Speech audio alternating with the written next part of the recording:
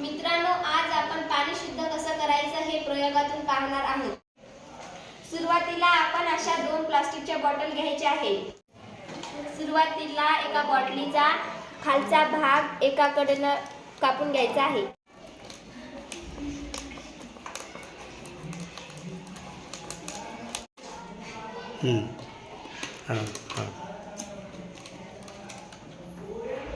प्रथमतः या झाकणाला आपण छिद्र करून घ्यायचे आहे। दुसऱ्या बॉटलचा हा वरचा भाग आपल्याला कट करून घ्यायचा आहे। त्यानंतर आपण पहिल्या बॉटलमध्ये असे मोठे बबल टाकून घेऊ।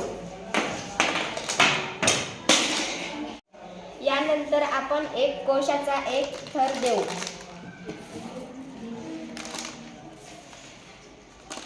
त्यानंतर आपण जाड रेतीचा एक थर देऊ।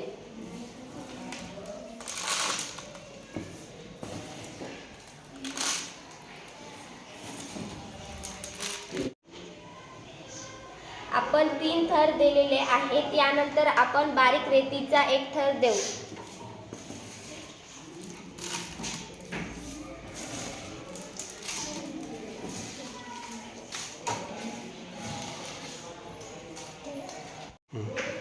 ही बॉटल आपण या बॉटलवर ठेवू।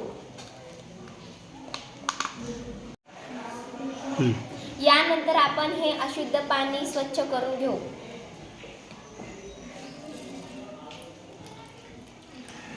आपण पाणी शुद्ध झाले की नाही ते